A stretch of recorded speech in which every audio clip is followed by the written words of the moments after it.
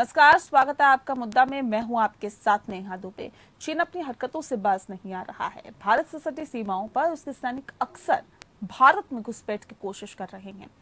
इससे बार बार सीमा पर तनाव की स्थिति भी उत्पन्न हो रही है। ताजा मामला वास्तविक नियंत्रण रेखा यानी एलएसी पर अरुणाचल प्रदेश सेक्टर का है। दोनों देशों के बीच लेह में लंबे समय से चल रहे तनाव के बीच अब अरुणाचल प्रदेश में भी तनातनी की खबर है। अरुणाचल प्रदेश में भारत और चीन के सैनिक वास्तविक नियंत्रण रेखा पर आमने सामने आ गए हैं। भारत और चीन दोनों देशों के सैनिक पेट्रोलिंग के दौरान भिड़ गए थे। आपको बता दें कि झड़प की यह घटना पिछले सप्ताह हुई थी। सूत्रों के मुताबिक अरुणाचल प्रदेश के यंगात से करीब तवांग सेक्टर में पिछले हफ्ते भारतीय सैनिकों ने चीन के करीब 200 सैनिकों को भी रोक दिया था। भारतीय सैनिकों के मुताबिक ये चीनी सैनिक वास्तविक नियंत्रण रेखा पार कर भारतीय सीमा में घुस गए थे। हालांकि दोनों देशों के लोकल कमांडरों ने मोर्चा संभाला और आपसी बातचीत के बाद मौजूदा प्रोटोकॉल के तहत सेनाएं पीछे हट गए। रक्षा सूत्रों के मुताबिक इस तनातनी में किसी भी प्रकार का कोई नुकसान नहीं हुआ। दरअसल भारत चीन सीमा का औपचारिक रूप से सीमांकन नहीं किया गया। दोनों देश की सीमा रेखा परसेप्शन यानी अपनी अपनी धारणाओं पर आधारित है और दोनों देशों में इस परसेप्शन में अंतर है। रक्षा मंत्रालय के सूत्रों के मुताबिक दोनों देश अपनी अपनी धारणा के मुताबिक गश्त करते हैं। दोनों देशों के बीच किसी तरह की असहमति या टकराव का प्रोटोकॉल के मुताबिक शांतिपूर्ण समाधान निकाला जाता है। रक्षा मंत्रालय के सूत्रों के मुताबिक घटना पिछले हफ्ते की है। सीमा पर शांति व्यवस्था कायम है। गौर करने वाली बात यह है कि कुछ दिन पहले उत्तराखंड के बाराकोती में चीन के करीब 100 सैनिक सीमा पार कर भारतीय क्षेत्र में घुस आए थे। 30 अगस्त को भारतीय सीमा में करीब 5 किलोमीटर अंदर तक आने के बाद चीनी सैनिक वापस लौट गए थे। रिपोर्ट्स के मुताबिक चीनी सैनिकों ने भारतीय सीमा क्षेत्र से पहले लौटने के पहले ही इलाके में एक पुल को भी नुकसान पहुंचाया था। हालांकि इस खबर को सुरक्षा एजेंसियों ने खारिज कर दिया था। बता दें कि दोनों देशों के बीच पूर्वी लद्दाख में पिछले साल अप्रैल से तनातनी बढ़ रही है और बताया भी जा रहा है कि 1.5 साल से ज्यादा का समय बीत जाने के बावजूद भी तनाव लगातार जारी है। दोनों देशों के बीच गतिरोध दूर करने के लिए सैन्य स्तर की बातचीत जारी है, तो साथ ही चीन की ओर से रह रहकर उकसावे वाली कार्रवाई भी की जाती रही है। चीन एलएसी पर लगातार अपने सैनिकों की तादाद बढ़ा रहा है।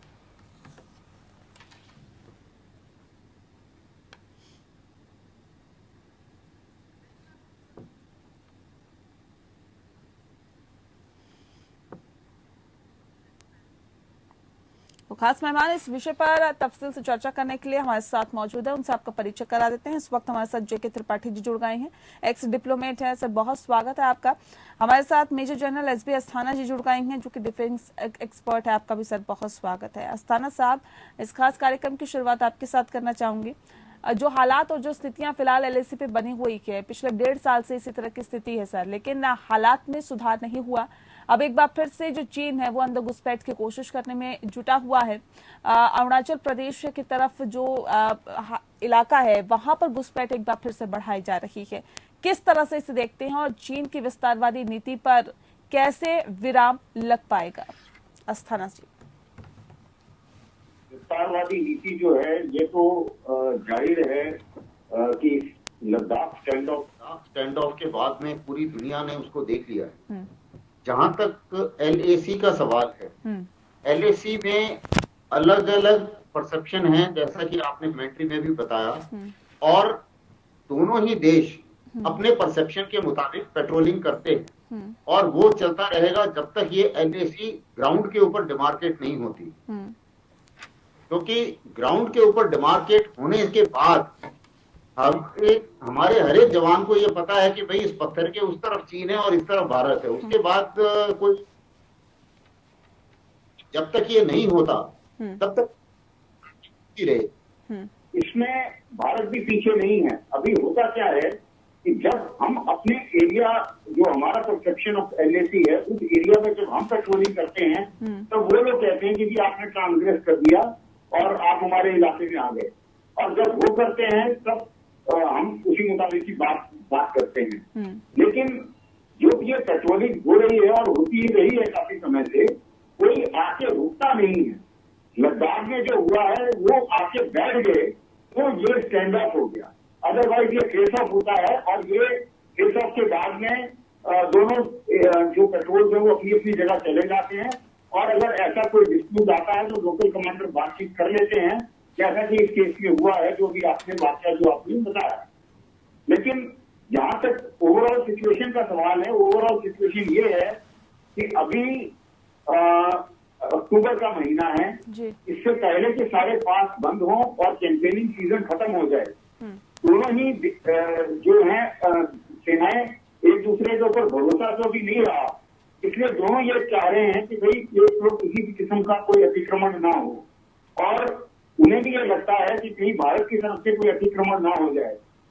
और इस चीज को रोकने के लिए दोनों ही सेनाएं जो है वो एक्टिव हैं। दोनों ने ही, हालांकि डिसएंगेजमेंट कुछ जगह पर हुआ, लेकिन किसी ने भी अपनी जो तादाद है सैनिकों की वो कम नहीं की और जो जमावड़ा है सैनिकों का वो वैसा का वैसा ही है। और उस जमावड़े को रखने का मकसद यही है कि भाई जब तक ये नॉन कैंपेनिंग सीजन आ जाता है तब तक मुझे नहीं लगता कि कोई भी फुल बैक करेगा और ये सिचुएशन काफी हद तक अभी एक्टिव रहेगी अगले कम से कम 1-1.5 महीने। बिल्कुल, तो ये सिचुएशन अभी भी एक्टिव रहेगी कम से कम 1-1.5 महीने। त्रिपाठी साहब कितना इत्तेफाक रखते हैं आप इनकी बातों से? त्रिपाठी जी आवाज मिल पा रही है आपको? सर सुन पा रहे हैं आप हमें?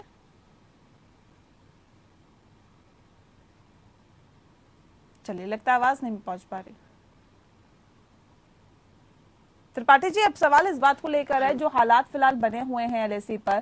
सर कई दौर की बातचीत हो चुकी है उस हालात से निपटने के लिए। इससे पहले हमने देखा, आज की बात नहीं है, पिछले 1.5 साल से इसी तरह की स्थिति बनी हुई है।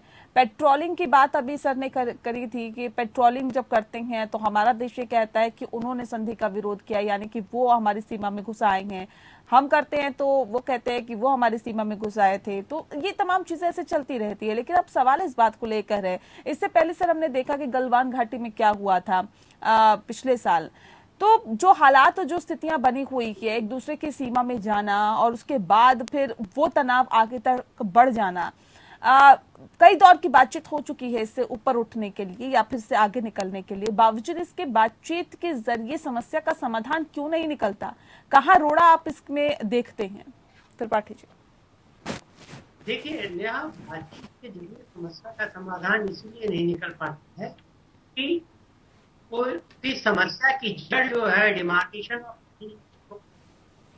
जैसे जनरल अस्थाना साहब ने सही कहा, क्या लोगों ये पता ही नहीं है डेफिनेटली कि कहाँ खत्म होती है और दूसरे देश की कहाँ शुरू होती है। इसमें परसेप्शन का सवाल आ जाता है। हमारे वो इधर आते हैं, सोचते हैं हमारी सीमा, हम अगर उधर जाते हैं तो वो सोचते हैं।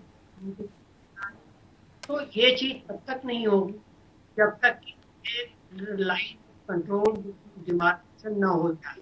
और डिमार्केशन के लिए 1962 से भी पहले से कई ज्वाइंट वर्किंग ग्रुप बने हैं, लेकिन अभी तक कुछ ही जगहों पे डिमार्केशन ज्यादा ऐसा नहीं हो।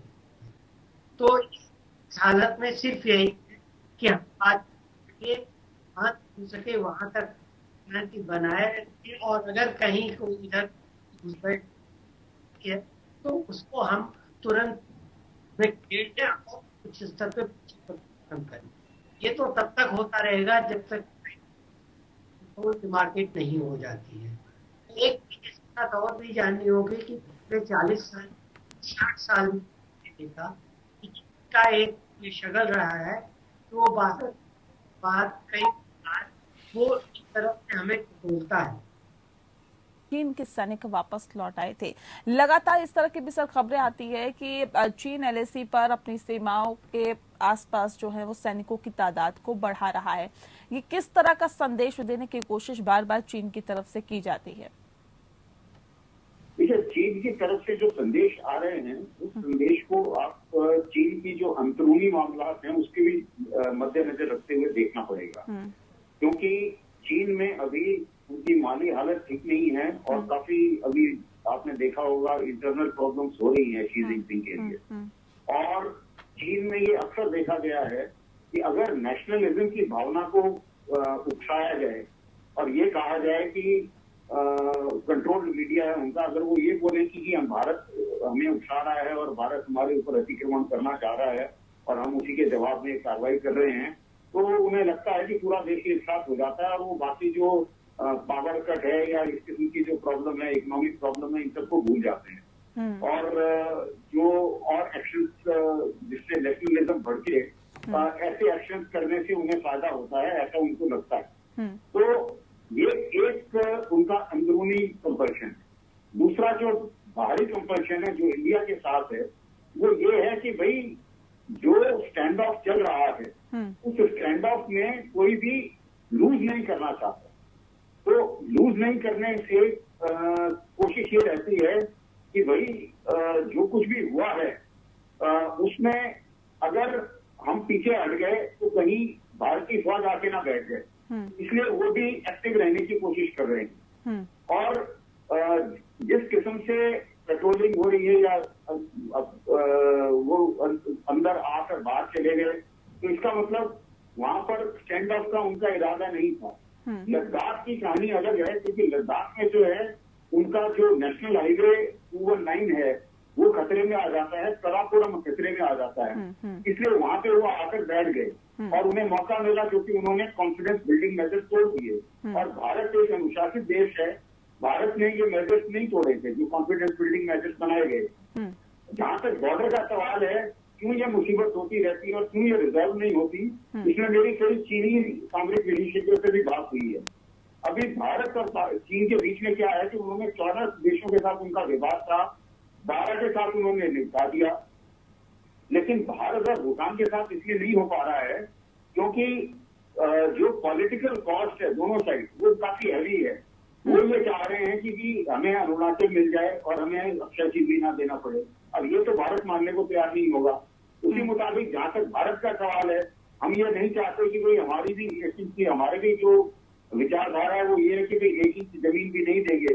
तो बाकी जगह वो लोग ये कहते हैं कि बाकी 12 देशों से हमने रिजॉल्व किया है गिव एंड टेक में, लेकिन हम भारत और चीन के बीच में दोनों ही देश इस बात पर अड़े हुए हैं कि भाई देना कुछ नहीं है। तो इस चीज में जो ये रेजोल्यूशन है, आपने देखा होगा बातचीत के हो गए हैं, लेकिन स्थिति वही की वही है क्योंकि दोनों देश अड़े हुए हैं। और हिस्ट्री अभी बाउंड्री एग्रीमेंट कोई है नहीं जो स्वतंत्र भारत और चीन के बीच में हुआ है। जो पोजीशन है वो हिस्ट्री के मुताबिक है। हिस्ट्री दोनों के देश अपने अपने हिसाब से पढ़ते हैं। और हमारा कहना यह है कि भाई जहां तक लद्दाख का सवाल है, महाराजा हरि सिंह की जो रियासत थी वो उन्होंने हमें एक्सेप्ट किया, तो वो पूरा का पूरा एरिया हमारा है जो कि जॉनसन लाइन के साथ आता है। और जो मैकमोहन लाइन है जो ब्रिटिश ने साइन कराया था तिब्बत के साथ, वो जो वाटर शेड है यानी कि जो सबसे ऊंची हिमालय की पहाड़ी है वो बीच में बॉर्डर होना चाहिए, ये हमारा मानना है। इसको चीन मानता नहीं है क्योंकि वो अपने फायदे की बात करते हैं। तो इन सब चीजों को देखते हुए ये एक कॉम्प्लेक्स इश्यू है। तो मुझे नहीं लगता कि बॉर्डर रेजोल्यूशन इतना आसानी से हो सकता है, लेकिन एलएसी डिमार्केट हो, ये अगर दोनों की साइड जो पॉलिटिकल विल हो बिल्कुल, तो ये एलएसी। लेकिन सर जो संधि है दोनों देशों के बीच में, कम से कम उसका तो उल्लंघन नहीं होना चाहिए। इससे पहले हमने देखा कि उसका भी उल्लंघन हो जाता है, वो जाहिर तौर पर शर्मनाक है और दुखदायक है। त्रिपाठी जी, मैं आपसे एक चीज समझना चाहूंगी सर, चीन के अगर हम नेचर की बात करें तो जाहिर तौर पे अभी हाल ही में हमने देखा, कल की ही खबर थी कि ताइवान पर भी कब्जा करना चाहता है चीन, और ताइवान की तरफ से भी इस तरह के बयान आए हैं कि हम युद्ध करने के लिए तैयार हैं। मलेशिया परेशान है, ऐसे बहुत सारे देश उससे परेशान है। हाँ, सिर्फ भारत ही परेशान नहीं है कि भारत में एंट्री करना चाहता है या फिर अपनी विस्तारवादी नीति भारत को ही थोपना चाहता है, वो काफी देश भी काफी और देश है जो उससे परेशान है। ऐसे में अब सवाल इस बात को लेकर है कि चीन जिस तरह की नीति चल रहा है, जिस तरह की डिप्लोमेसी अपना रहा है, ये विदेश में या फिर अंतर्राष्ट्रीय स्तर पर किस तरह की छाप छोड़ता है चीन को लेकर? देखिए, चीन को इसकी छाप छोड़ने का कोई वो नहीं है, कोई इसकी चिंता नहीं है, लेकिन चीन की बहुत सोची समझी पुरानी रणनीति है कि वो मिडिल किंगडम जो है, जो पहले 2000 साल पहले हुआ करती थी, जिसके तहत चीन का मानना है कि हम एक मिडिल किंगडम को फिर से स्थापित करेंगे, यानी चीन इस पूरे हिस्से में चीन सबसे ज्यादा ताकतवर राष्ट्र बनेगा। और इसी के चलते चीन अलग अलग देशों से झगड़े मोड़ ले रहा है, ताइवान हो, मलेशिया हो, साउथ चीन सी हो, जापान हो। पहले सूरी नदी की वजह से रूस के साथ उससे झगड़े हुए, भारत के साथ। ये चीन की फितरत, और चीन को इसकी कोई चिंता नहीं है कि जब दुनिया क्या करे। हाँ, अब जब चारों ओर से दबाव पड़ रहा है तो चीन ये कोशिश कर रहा है कि फोकस जो है वो एक जगह से दूसरी जगह हटाया जाए। तो ये जो भारत और चीन के बीच में जो अभी हो रहा है, इसके पीछे दो कारण मैं मुख्यतः देखता हूँ। एक तो यह है कि अटेंशन डाइवर्ट करने की कोशिश की जा रही है, क्योंकि अगर चीन को हांगकांग में घेरा जाता है तो चीन दूसरी ओर अपना बढ़ोतरी की कोशिश करता दिखाता है। विश्व जनमत का की अटेंशन डाइवर्ट करना चाहता है। इसी के चक्कर में जब साउथ चीन सागर में कुछ होता है तब चीन यहाँ पर वो करता है, या जब चीन यहाँ पर सीमा अतिक्रमण करता है तो उस पर संसार का ध्यान जाता है, तो इसको फिर दूसरी ओर डाइवर्ट कर देता है। तो ये चीन की नीति है कि किसी न किसी वो कहीं न कहीं से अपने आगे बढ़ने का रास्ता निकालने की सोचता है। दूसरी चीज है ट्रस्ट डेफिसिट की बात।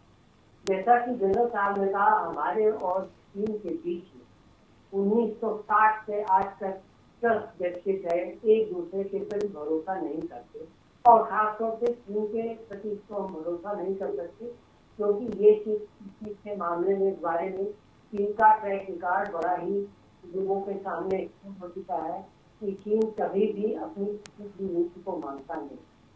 तो जैसा कि हमारे प्राचीन शास्त्रों में कहा गया, छठे साक्ष्यम समाचरे, दुष्ट के साथ दुष्टता का ही व्यवहार करना। तो हमारे लिए सबसे यही होगा कि बातचीत हम करते हैं, बेशक मिलिट्री लेवल पे करें, ब्रिगेडियर लेवल पे करें, कमांड लेवल पे करें या डिप्लोमेटिक लेवल पे करें, बातचीत करते रहे, लेकिन इसके साथ ही हम अपनी सुरक्षा प्रतिबद्धता में, सुरक्षा की प्रिपेयर्डनेस में जरा सी भी कमी न आने दें, ताकि चीन के ऊपर वो दबाव बना रहे। और यही एक तरीका हो सकता है चीन को हमसे उलझने न देने के लिए बाध्य करना। जी, चलिए, बहुत शुक्रिया आपका त्रिपाठी जी। अस्थाना जी, आपका भी बहुत शुक्रिया, आपने बहुत विस्तार से चर्चा की इस विषय पर, इसके लिए आपका बहुत बहुत धन्यवाद। तो इसी के साथ मुद्दा में इतना ही, मुझे दीजिए इजाजत, नमस्कार।